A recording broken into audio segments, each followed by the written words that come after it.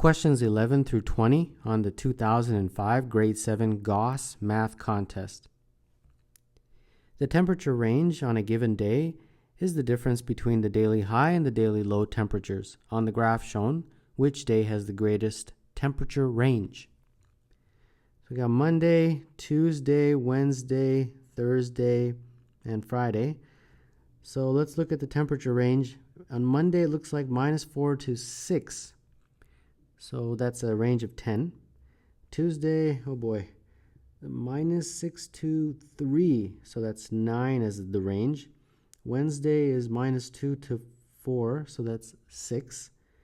Thursday is -5 to 4. So that's 9. And then Friday is 0 to 8. And therefore the greatest range is Monday. So the answer to number 11 is A. And those of you watching in a warm country might be shocked at these temperatures. Don't be shocked. Those are the types of temperatures we endure in Canada. I'm well aware of temperatures far colder than -8, by the way. A bamboo plant grows at a rate of 105 centimeters per day. On May 1st at noon, it was 2 meters tall. Approximately how tall in meters was it on May 8th at noon? So we got May 1st, 2nd, 3rd, 4th, 5th, 6th, 7th, and 8th. And on May 1st, it was 2 meters. So I'm just going to write 200 centimeters. And then each day, it's going to grow by 105, right? So plus 105, plus 105, and so on, like that. So by the time you get to May 8th, which is over here, you're going to have 200 centimeters, which was the original height on May 1st, plus 1, 2, 3, 4, 5, 6, 7 times 105. So that looks like 200 plus 735, and that is 935 centimeters. And in meters, that would be 9.35. And therefore, number 12, the answer is E. In the diagram, the length of DC is twice the length of BD. The area of the triangle ABC is. So they're telling you that the length of DC, this length right here, is twice that of BD. Well, BD is 3, so therefore this must be 6. And they want you to find the area of the triangle. All right. Area of ABC is going to be 1/2 base times height. And then the base is all the way from there to there, so that's 9. And then the height they've given you right there is 4. And that's pretty much it. So 36 divided by 2, which is 18. And therefore, number 13, the answer is D. The numbers on opposite sides of a die total 7. What is the sum of the numbers on the unseen faces of the 2 dice shown? Well, let's see here. Let's take it one face at a time. That's a 3. So the unseen face would have 4 as its value, right? Because opposite sides total 7. So this guy is 2, so its opposite side that we cannot see is 5. This is 6, so its opposite side that we cannot see is 1. So there you go, we've got that die covered. Now let's do the next die. That's 1, so its opposite side that we cannot see is 6. This is a 4, so its opposite side is 3, and that's a 5, and that opposite side is 2. So we got to add all this up, and this looks like 10 plus 10, or 10 plus 11. I have to learn how to add, and that is therefore 21. So number 14, the answer is C. In the diagram, the area of rectangle PQRS is 24. If TQ equals TR, the area of quadrilateral PTRS is. All right? Let's move this down just a little bit. So they tell you that the area of the full rectangle is 24, right? So let's just label this. I'll just call this side Y. And they've already told you that this is equal, these two. They've even put little symbols there to let you know that. So I'll call each of those x. All right? So length times width, therefore, would be y times 2x. And that is how you calculate the area of a rectangle, and that's 24. So therefore, xy is 12. Now they want you to figure out the area of the quadrilateral PTRS, so PTRS like that. Well, you can figure that out as follows. PTRS would basically be the rectangle, the entire rectangle, PQRS, minus this triangle right there, which would be PQT. Yeah, PQT. Well, PQRS, they already told you in the question, is 24. And then PQT, 1/2 base times height. Base is x, height is y. So 24 minus 1/2. XY we just established was 12. So times 12. And therefore, this becomes 24 minus 6, which is 18. So number 15, the answer is A.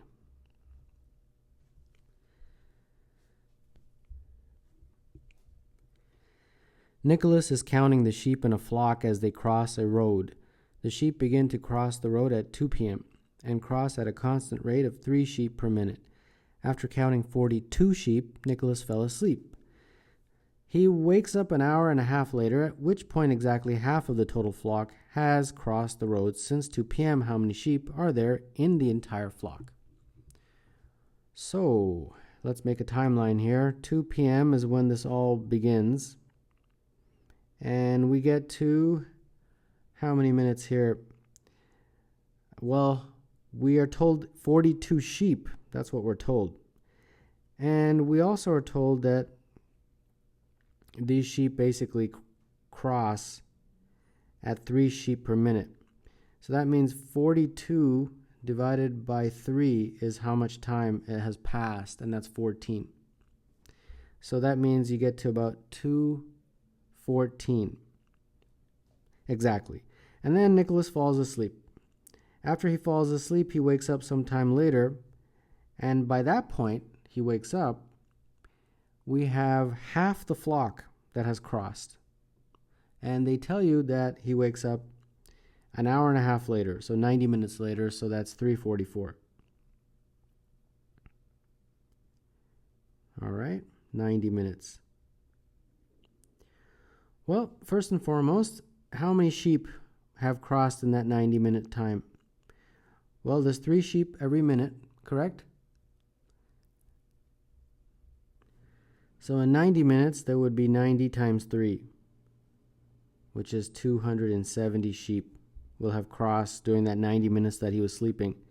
So 42 plus 270 is the total amount of sheep that have crossed during this story, and that is 312. And they tell you that that represents half the total flock, 312. So how many sheep are there in the entire flock? Well, 2 times 312, which is 624.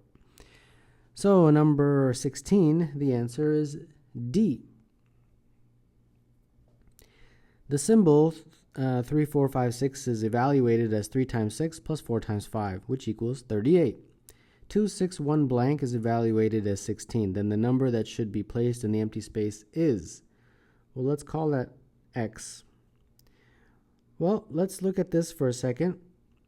It's being evaluated as 3 times 6 plus 4 times 5. So obviously you're multiplying the diagonals and then you're adding them. Okay, let's apply that same rule to this part of the question stem. So that would mean 2 times X plus 6 times 1 is equal to 16, correct?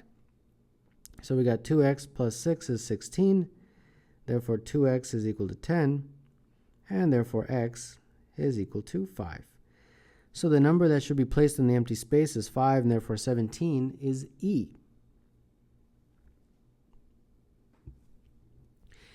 A game is said to be fair if your chance of winning is equal to your chance of losing. How many of the following games involving tossing a regular 6-sided die are fair? You win if you roll a 2. Well, there's a 2 out of 6 chance that you will roll a 2 on a fair die because there's 6 sides and each of them have a number from 1 to 6. You win if you roll an even number. There's 3 even numbers on a die out of 6, and that is indeed 1/2. You win if you roll a number less than 4. The numbers less than 4 are 1, 2, and 3, so that's 3 out of 6, and that is 1/2. You win if you roll a number divisible by 3. The only numbers divisible by 3 on a die are 3 and 6, so there's 2 of those numbers, so 2 out of 6. So which one of these have a probability or chance of a half? It's just this one and this one, so 2 of them. So number 18, the answer is 2, which is choice C. Chris and Pat are playing catch, standing 1 meter apart. Pat first throws a ball to Chris, and then Chris throws the ball back to Pat.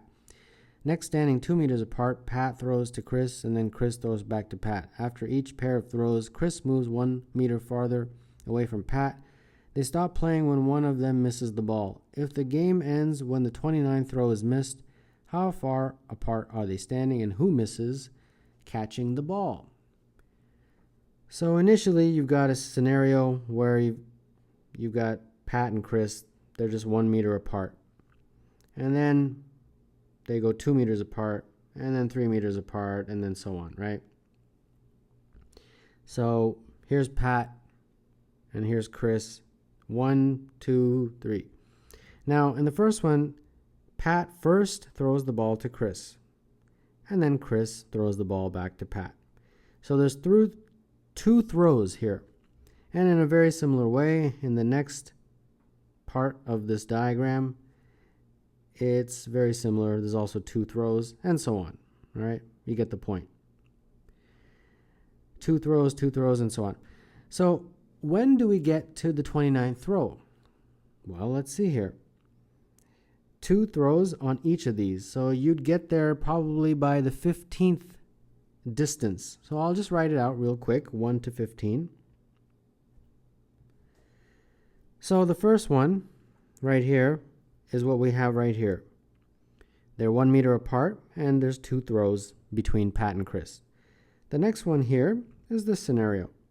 They are now standing 2 meters apart, and there's 2 throws. The next one is this scenario. They're standing 3 meters apart, and again, there is 2 throws, and so on, right? You get the point. So all of these are 2, 2, 2, 2, all the way across. Now, if you get to right here, how many throws have occurred? Well, 14 times 2, so 28 throws have occurred. So the 29th throw will occur right here when they are standing 15 meters apart. So that's the first part of the question. So we can eliminate C, D, and E. Now, the second part is saying who misses catching the ball? All right, well, the 29th throw is who to who. Just go back and look at the first one. It will always be Pat throwing to Chris. So Pat throws to Chris. That's the first throw. And the next throw will be Chris throwing it back to Pat. So the 29th throw is Pat throwing to Chris.